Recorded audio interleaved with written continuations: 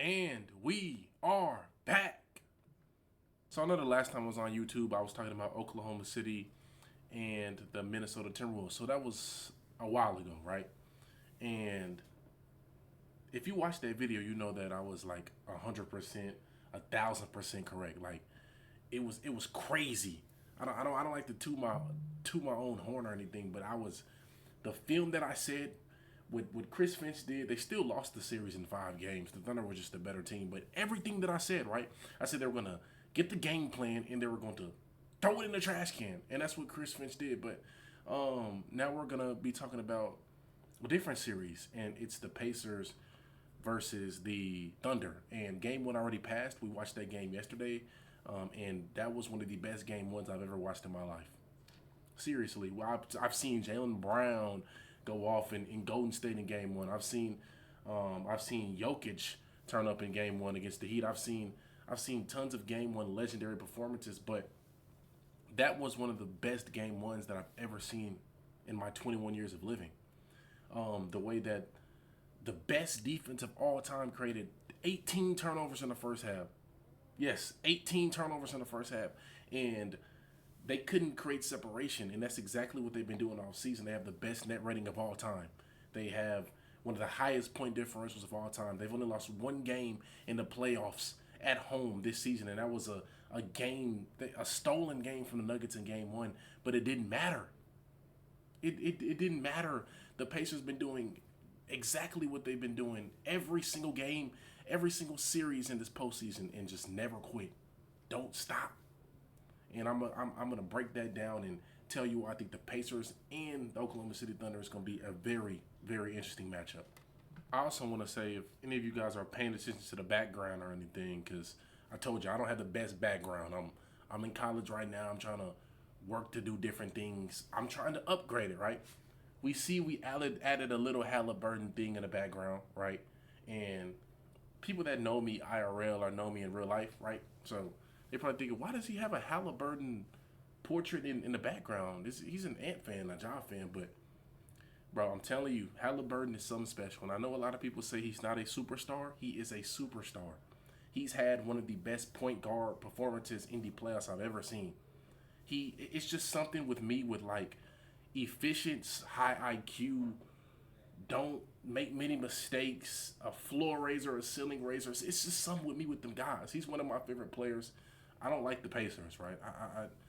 Let me not say I don't like them because I feel like they're America's team at this point. The way they've been just defining greatness, clutch gene greatness. But yeah, I'm not a fan of the Pacers. I just love basketball, and I had to get it. I had to get it. So if you're paying attention to my background somewhat, I know a lot of people are just listening to me speak or not even looking at the screen or watching it. I don't know what you're doing, but if you are paying attention to the background, yes, Halliburton is probably one of my favorite players. I like Shea a lot. I like everybody in the NBA. I'm gonna be honest. You can call me a bandwagon if you want. I like everybody in the NBA. So let's get into the film, man. Now I've seen tons of people talk about this matchup, right? The Oklahoma City Thunder and the Pacers, but I haven't really seen people talk about the Miles Turner and Chet matchup because I feel like Chet's the key.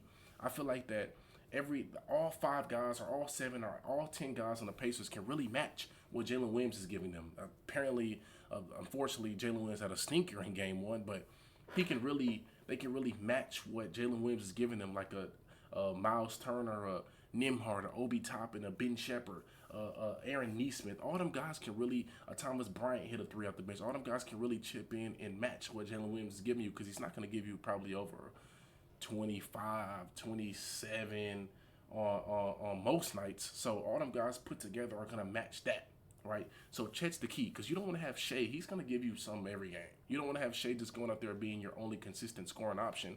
And you're going to need these 3 guys to show up. And Chet's the key.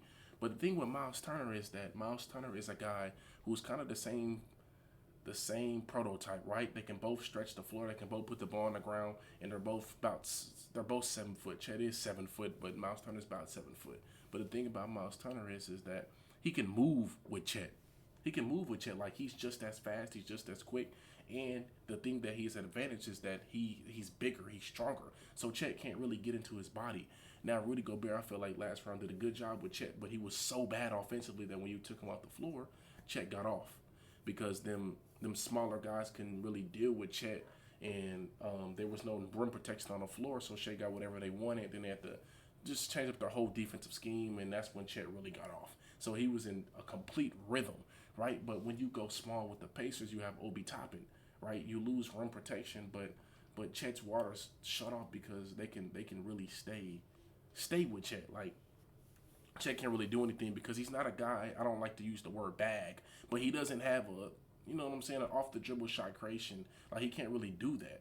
So when Miles Turner is guarding him, right, he's trying to get into his body. Miles Turner's right there the whole time. Miles Turner just sticks the hand up. And he can't go anywhere. He can't do anything. Can't do anything. A great contest at the rim, and they get the stop. Because Miles Turner, he's also a solid shot blocker at the rim. So it's not like he's sweet. You can't go in the paint. You're not scoring on him too easy. I don't think he's the best defender, but he might be the perfect defender to guard Chet. He might be, and this is a huge matchup because, like I said, I know I'm a broken record, but Chet is the key. So Chet gets the rebound. They get a tip out from Lou Dort. He was great in this game, by the way, but Chet puts the ball on the ground. He tries to hit a euro, and from a 7-footer right there, that's a very good, a very very good move. But Miles Turner smooth with him the whole time. Gets the contest. This is a tough layup. Miles Turner's there the whole time, and he gets the contest. And it's gonna be real tough for Chet to score in this series, and it's gonna be interesting to me what he's gonna do, right? And here, denying everywhere, staying home. Everybody's staying home. You don't want Shea to get the ball, so now Chet's in trouble. He's 1-on-1 with Miles Turner. Well, Miles Turner, look at him, just moving his feet. He can stay with him because he can guard in space. Maybe not with guards, but with Chet for sure. He can guard in space with Chet because Chet's not like he's not gonna kill you from the dribble. This is what you want him to do. And what does Miles Turner do? Plays good defense, gets a block, gets a stop. Now in the next position, I believe Obi Toppin's in the game. So Tyrese Halliburton does a good job of kind of being at the level, but it's kind of like a show hedge. They don't want Halliburton to switch on to Shea at this point. Neesmith does a good job of getting over the screen, guard to guard screen action. Halliburton shows here for a longer time because you want to play in the gap. Obi Toppin is exactly where he needs to be, at the nail, right there, shuts off Shea's driving lane. So now he really has three guys guarding him in Chet, right? Chet open look at first, but what does Obi do? Chet has a slow load up. If anybody watched this game, or if you're just watching this for the first time, or you never seen Chet Holmgren play, he has a very slow load up, right? He has to gather himself, then load the ball. I don't know if it's a little hitch at the top, but his jump shot's not fast. So Obi Toppin, he has a pretty, I don't know what his wingspan is exactly, but he has a pretty long wingspan. He's about 6'8" himself. So he gets out there and gets a good contest. And basketball players, if you ever played basketball, you know this is not an easy shot. I believe Obi got higher than, look at how high Obi Toppin is. This is not like, when you have a 6'8" dude jumping at you with his hands all the way in the air, that is not an easy shot. And Holmgren really gets a contested three, and he's broke. And they turn it over. They turn it over 25 times. But at this point, he was completely out of rhythm. Like, completely. You see Turner, we call this the level, right? He's completely at the level. McConnell is kind of staying home, but he's not. So it's pretty much 2 to 3 guys guarding Shea. He makes the right play, but now he's out of rhythm. Halliburton is there. He can't use his size inside, and he gets blocked by Halliburton. Chet, 2 field goals, 22%. That's not good. Like I said, they're going to match what Jalen Williams gives you. You can't afford to win games where Shea is just, he might win you 1 or 2, but you're not going to win a series with Shea being your only consistent scoring option. That's just not what it's going to be. It's not going to be that. Chet's going to have to show up. That's a reason why they were so dominant in the Wolves series. And with the Denver series, their defense was just very, very, it was insane. It was, like I said, the best defense of all time. And also, the Nuggets offense wasn't good itself. And the Nuggets defense was, they had the worst defense coming in, but they did a really, really good job with Shea. And that showed his head. That's why I thought they were going to lose to Minnesota in 6 games, because I thought just Minnesota having a better defense would make this Thunder offense look even worse. And they haven't been shooting the ball well. They didn't shoot the ball well today. So, 25 turnovers, Indiana still finds a way to win. But I don't know if I feel confident in the Thunder in game 2. And I know a lot of people are probably saying, okay, well, after the Thunder lose game 1, they blow the team out by 30. Well, the Pacers also play bad game 1, end up stealing one on the road, and then coming back game 2 when they play better and stealing another one. So it's just I don't know, because the Pacers didn't have that great of a game either. They had 25 turnovers. They did a great job of getting back on those turnovers and making these guys play against half-court defense. These guys playing against a half-court defense. And they did a great job on Chet. And I feel like if Chet doesn't get going, that's going to be the story of the series. And I'm telling you, Indiana is the perfect matchup for Oklahoma City on both sides of the ball. And I just want to start with Miles Turner and Chet. And I just want to put some respect on Andrew Nembhard right quick, bro. I really do, because in the regular season he didn't play that well, but he just rises to a different, Andrew Nembhard is on that Jamal Murray top timing. He's on that Jamal Murray trajectory. He's one of the greatest playoff risers of all time. I believe his 3-point shot jumped 10%. Realistically, I'm dead serious, 10%. And we can just run through these clips, man. He didn't have that good of a first half. It all started in really the third quarter. As you can see, his second field goal came at the 3-minute mark. In the 5-minute mark in the third quarter, right? But he was doing everything to affect this game. He's coming off of a pick and roll, Shea's trailing, Holmgren's in a drop, right into his body, tough layup. He was playing with so much confidence. So much confidence. This is Alex Caruso. Gets right into his body. And there were so many times where he wanted it bad. You could he was trying to back down Lou Dort, and that is a recipe for disaster. That's a big, huge no-no, by the way. You don't do that. He has Hall of Fame. Bros are on Hall of Fame. But that's a big no-no. But he gets right into Caruso, makes him foul him, wraps him up, and he gets the and one. I believe it was he held Shea to 8 points, 2 or 3 turnovers, couple assists. Was amazing on Shea all night, and you wouldn't think a guy like Nembhard could do that. Nembhard's only 6'4". He's no bigger than 6'4", 6'3".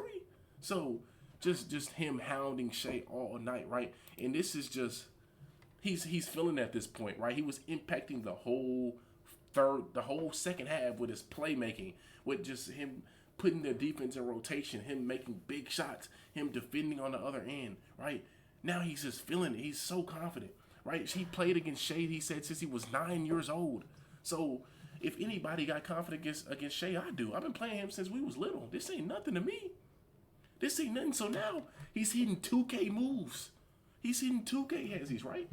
So let's break down this move, this iconic move that we're going to remember for years. He hits a tween, pound dribble, another tween cross. Now Shea's leaning. Look at this top foot. He's gone. So once he sees this top foot, he can really go. But he decides to step back. And he knocks a 3 right over him. Cash. That's disgusting. I really want to show that again. Look how fast this chain of moves is. Tween. Oh, my goodness. Just feeling it at that point. Hits it right over Shea. This was a solid contest. It don't matter. Cash. Nembhard. Imprint all over this game. No matter how bad Tyrese Halliburton played the whole entire game. Nembhard. Neesmith.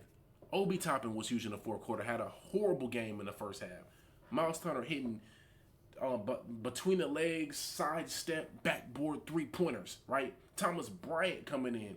P.S. Pascal Siakam getting a wide open 3 in the corner, creating second chance opportunities on the glass. And then Tyrese Halliburton finished it off with a game-winning pull-up mid-range and transition. I'm telling you, The Pacers, this is going to be a long series. This is the perfect matchup for the Thunder. I got Thunder in 6, but I think the Pacers are a really good team. This is going to be a very good series. I'm telling you right now. So be prepared to get your popcorn. I know a lot of people are getting mad because we don't see a finals logo on the floor. We don't see the patch on their jersey. I understand. I'm a little upset too, but we're here for the basketball. If you came to my channel, if you're watching this video, if you stood to the end, you are here for the basketball. We're trying to look at the basketball. And this is pure, this is great. This is the 2 best teams in the NBA, and I'm excited, man. I'm super, super excited, man. This is high IQ hoops, man. High IQ hoops, man. If you made it to the end of this video, you just love ball. Like I said, respect to you. Congratulations to the both of us, right? Congratulations to the both of us for getting to this point. And I know I'm not doing too much yelling, and my mic's not the greatest. But when I get my own place, I promise I'm going to be yelling and running all over the place because I love this, right? And I love the finals matchup that we're getting. As a basketball hoop fan, you got to love it, right? You have to love it. Like I said, I know the aura is not on the floor, and some people say, oh, this feels like a regular season basketball game. Man, watch the hoops, man. That be making me watch the hoops. I care. Yes, I care. I care. I want all that. I want player introductions. I want a national anthem. I want all of it. But watch the hoops, man. And if you made it this far in this video, you love hoops. You seen me break down Nimhart. You seen me talk about Miles Turner and Chet. I didn't even get into Shea. I could have.